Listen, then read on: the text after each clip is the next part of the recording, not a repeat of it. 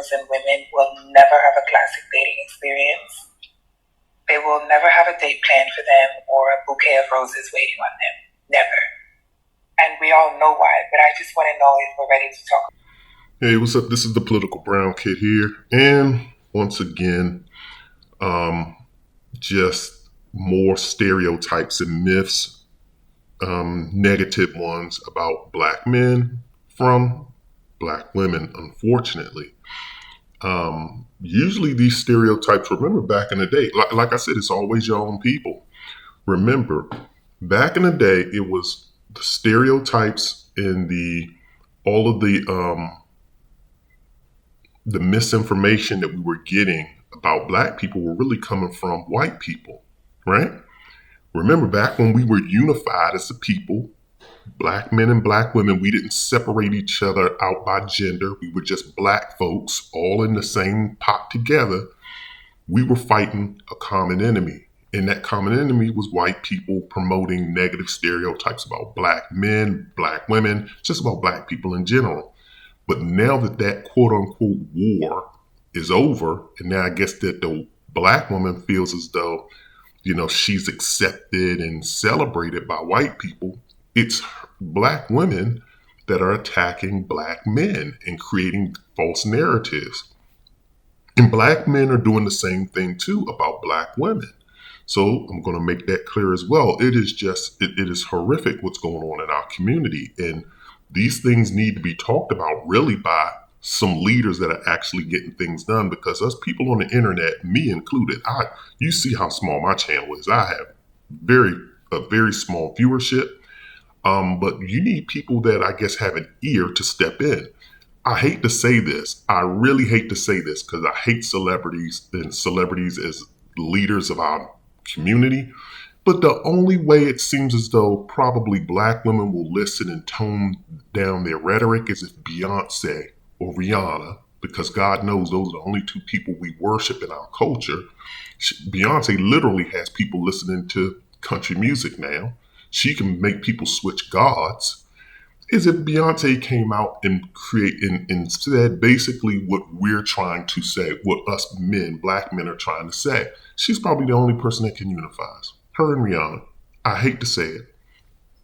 But listen to this video, and this woman's basically saying black women will never have a romantic experience. And then the kicker is this, and this is what I wanted her to expound on, was then she says, and we all know why. No, I don't know why. I'm being honest. I don't want to make the assumption, because my assumption could lead to a negative place. What I assume when she says, and we all know why, I'm assuming that she's like, because black men are trash. That's what I'm assuming. That's what we all know why it's going to be. But she may be like, and we all know why.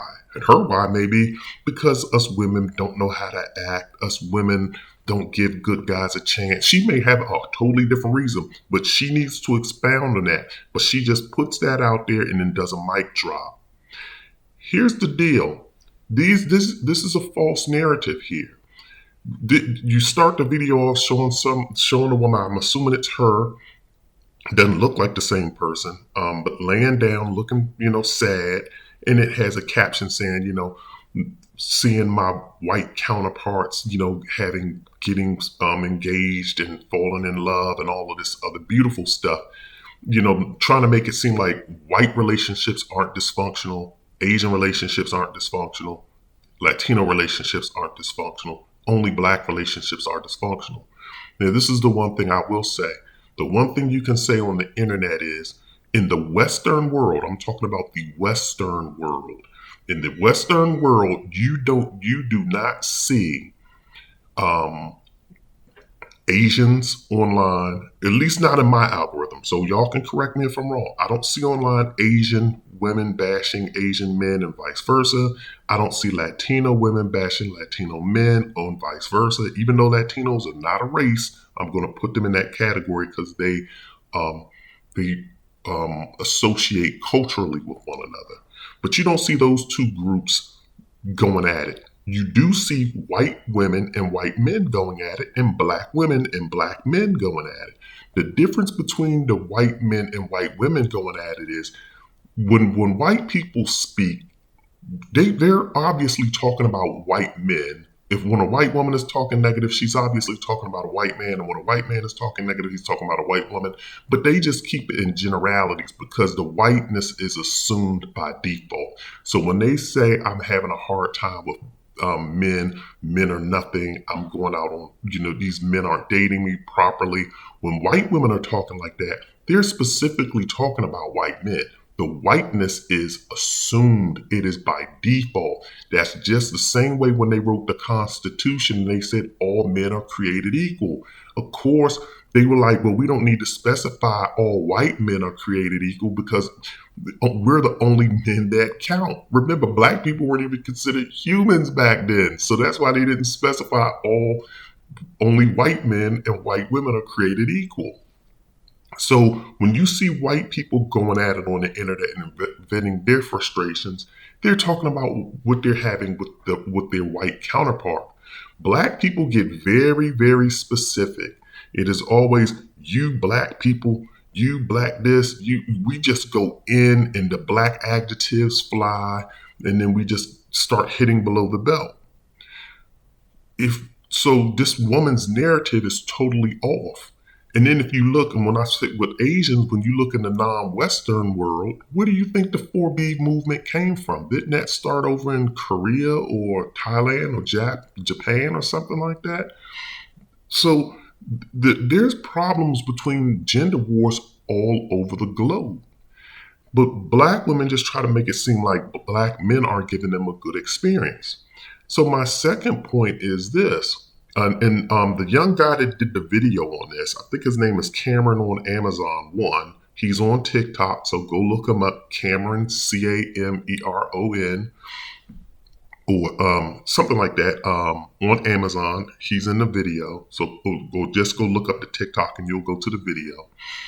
He gave a great rebuttal, so check his rebuttal out. But my experience, and this is why I want to plug this in, is this. We do. It's just that, number one, the black women that want black men, and I already did a video on this portion, y'all don't find decent black men attractive. You just don't.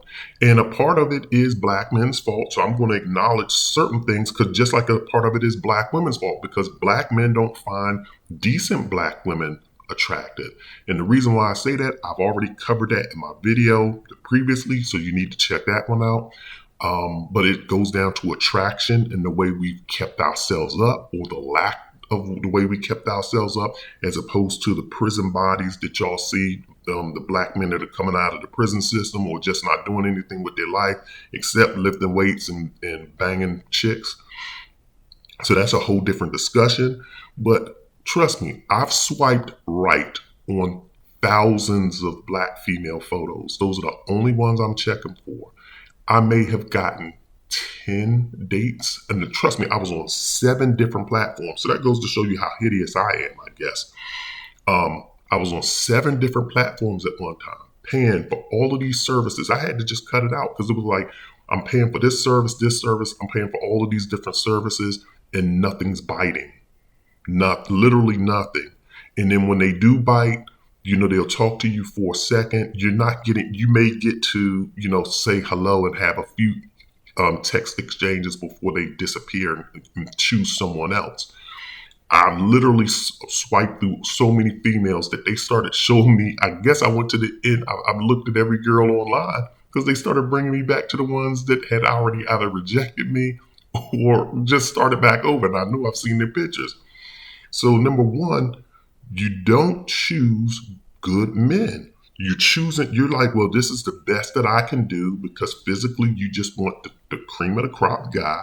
So you're choosing the best physically attractive male, which is, I get it. I can understand. So you're going after that. And then when you're not getting that experience from them, then you're getting frustrated, but you're not choosing the guys that will treat you right. Similarly, I'm going to give you another example because it works both ways. I just met a female. She's a very nice person. Very nice person. The thing is that she's not shaped well. She's not big, Yeah, she's overweight, but she's not like grossly overweight, but she's overweight enough. And she knows she's overweight because she brings it up. And when I ask her, what are you doing about it? It's just kind of like, well, I just haven't started working on myself yet. And it literally, that's what her approach that she's taking. And so my thing was, because I'm like, well, maybe I can work with her because when I took her out on a date, me and her went out on a wonderful date, had a wonderful time. She even offered to leave the $20 tip. And I guess, see, that goes to show you the difference with like when girls know that their attractiveness level and they're realistic about what their attractive standards are. She offered to leave the tip. She offered to do like she offered to pick me up and take me, and do this, that, and the third. And I was just kind of like, nah, we can just meet up, boom, boom, boom. Nice woman, like I said, but the attractiveness there is kind of lacking. And so it's just kind of like I get frustrated because it's kind of like, well, when it comes to black women, this is the only thing I have to choose from. We get the women that are out of shape. We get the women that are hard to deal with.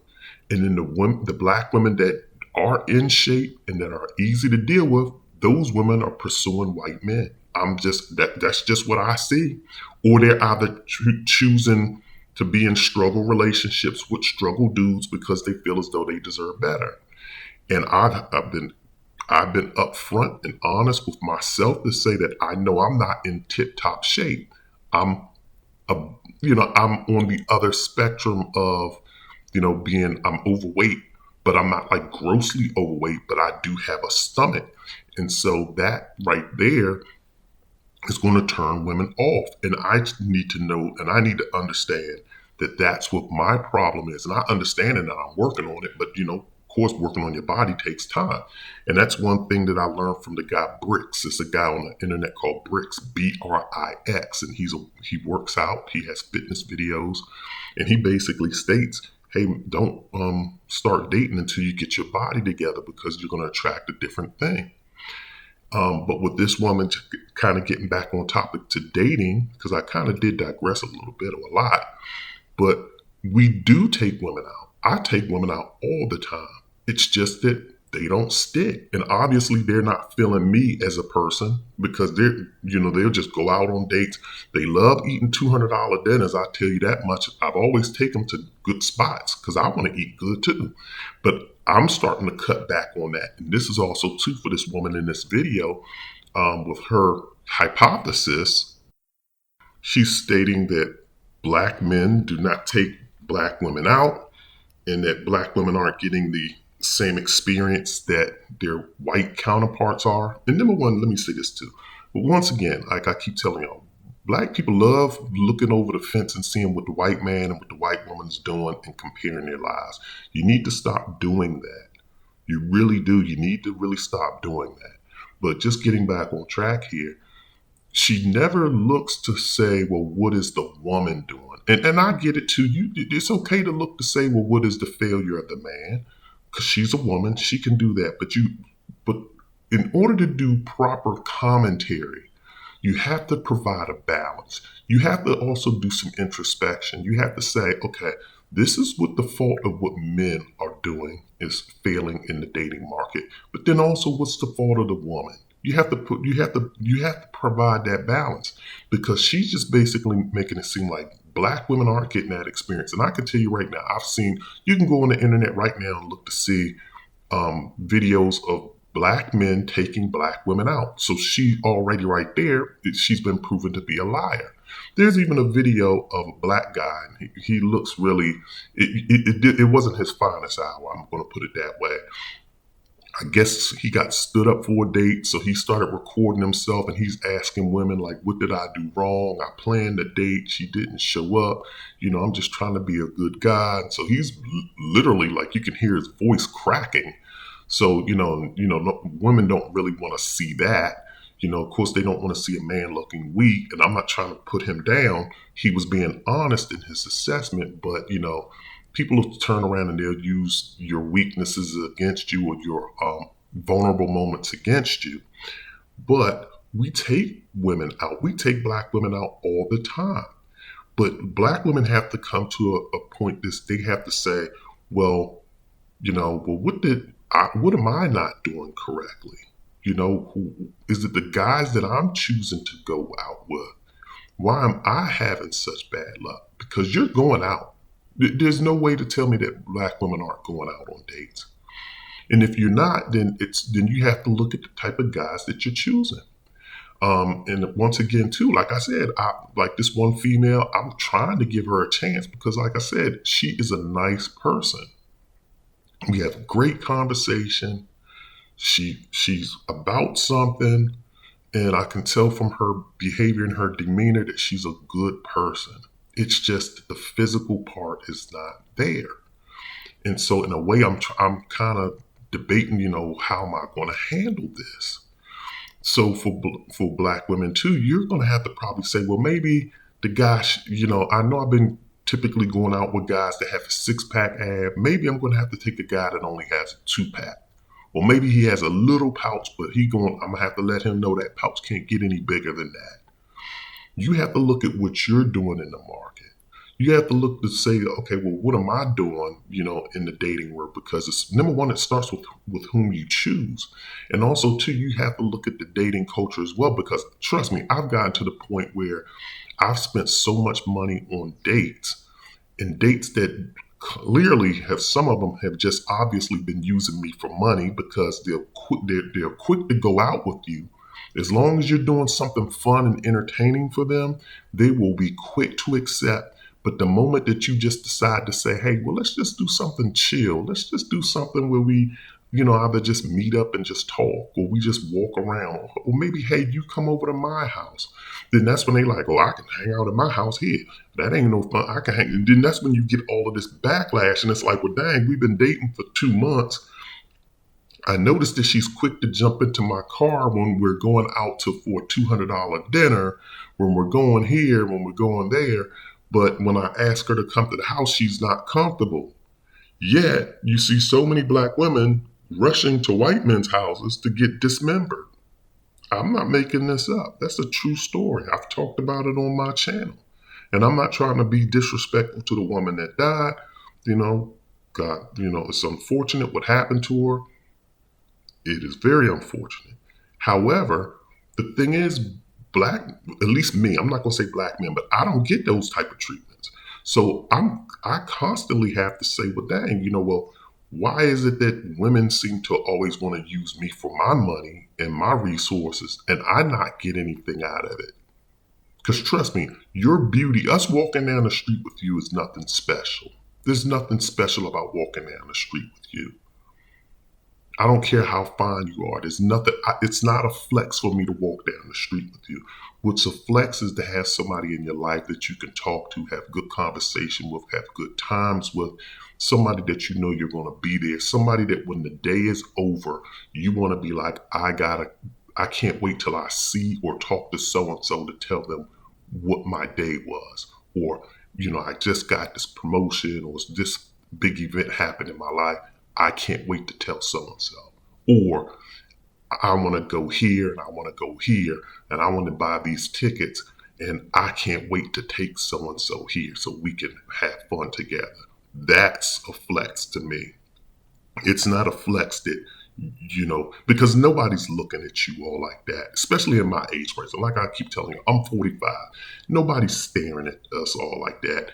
We're out and about. When you see other people out and about, they're minding their own business. And so you have to say, well, what am I bringing to the date? Am I bringing a positive energy, a positive attitude?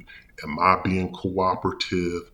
Am I not being too demanding? Am I being like, okay, well, if we're just going to Olive Garden or we're going to whatever little spot that we're going to, am I just happy to be there and be in his presence? Or are you complaining? Or are you being demanding? Are you doing this? Are you doing that? When the date is over, are you expressing and communicating that you had a good time and that you thanked him for taking you out and that you really would like to see him again? Are you doing that? Or are you still trying to play high school games of playing cat and mouse where you're like, well, I'm not going to call him. I'm going to make him call me. he gonna call me, and are you just trying to play little kid games? And maybe I'm speaking for, maybe if you're 20, maybe this applies to those types of behavior. But at 45 years of age, I don't have that type of time to be playing games where I'm chasing you and you playing hard to get. I really don't. So that's all I just wanted to kind of say in this conversation for this woman. Black men do take black women out all the time. Matter of fact, I'm gonna tell y'all a story. I had met this one chick. This was about two years ago. Nice looking chick. You know, taking as long as I'm hanging out with her, we talking on the phone, hanging out. I'm trying to plan something with her. So then one day, we were hanging out. Like I said, we would go out occasionally. So then one day I asked her, I said, hey, why don't you just come on over to the house and just hang out? And once again, maybe this is a flaw at me at 45 years of age, but but there's only but so much in the world that you can do or you want to do. And also, too, you have to take into consideration your finances. And so my thing is, we can't, like, as far as I'm concerned too, my life isn't that flashy or fantastical. I go out occasionally, but a lot of times you just want to be in the presence of the person that you like. So I just invited her over to the crib and I was like, hey, we just hang out, watch TV. Because I figured, hey, most people just watch TV and binge watch whatever. She told me I can do that in my house. And so she was just like, and then she kind of got off the phone. The conversation ended. She didn't just blatantly hang up, but she brushed it off like, nope, I'm not coming over. Now, mind you, I've been, talking and hanging out with this person for a minute, but yet you're not comfortable. And when I say a minute, probably about a month and a half. Well, all of my things seem to be a month and a half. I'm just noticing that.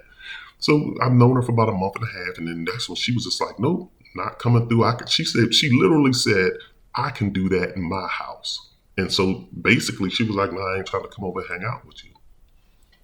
So I went ahead and I got some tickets to a sporting event. So I got some tickets to this sporting event, and I had very good seats actually, because I wound up spending.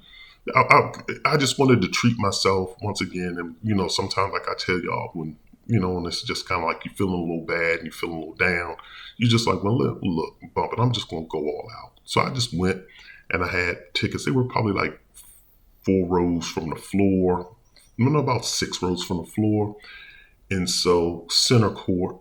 And so I'm just kind of like, okay, let me call up so and so and see if she wants to go. Because once again, I had no one in my life at that point in time but her. And so I called her up. She never returned my phone call back. And so it was just kind of like, oh, well, she wants to go out. She always talked about going out.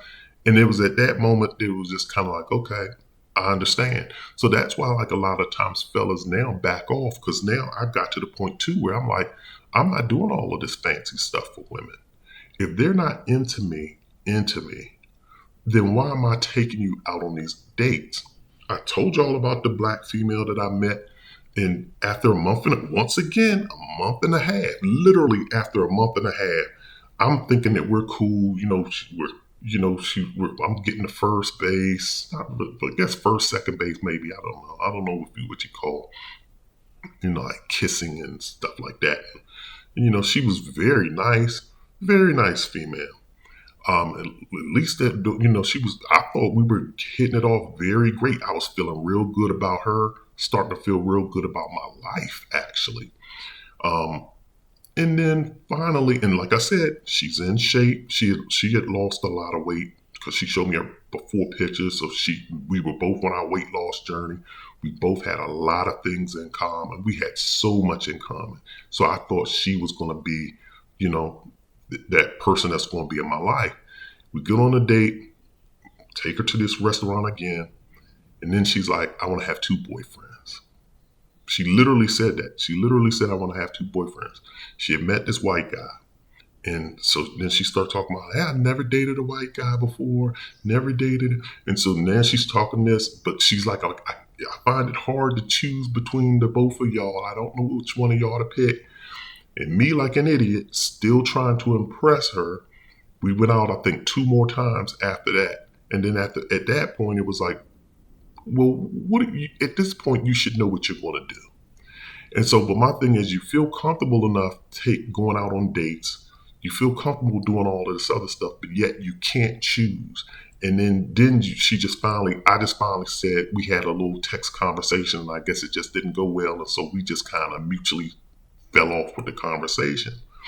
But once again, it's that point of you investing hundreds, and when I say hundreds of dollars, we were doing all kind of little excursions, not going out and, like taking travel trips, but just, like doing regular activities that you would possibly be doing in your city. In addition to eating, you're doing like little activities and stuff that, require like bowling. People don't realize how much bowling, like it's 70 something dollars just to bowl. And you haven't even ordered drinks or food at that point. So you're talking 70 something dollars there just for the bowling, not even the food included. You're talking $200 dinners, and you're talking doing all of this stuff just for a woman to tell you she can't decide whether she wants you or someone else. And and not only just someone else, but a white guy. And both of you and her had so much in common. But then yet you have these women like this one saying that black men don't take black women out. Black women don't give black women a dating experience. So that's just my little thought for the day. I went far longer than what I wanted to, but I just felt as though some things needed to be clarified. But once again, this is the Political Brown Kid. Leave your comments in the comment section, and also hit the like and subscribe button.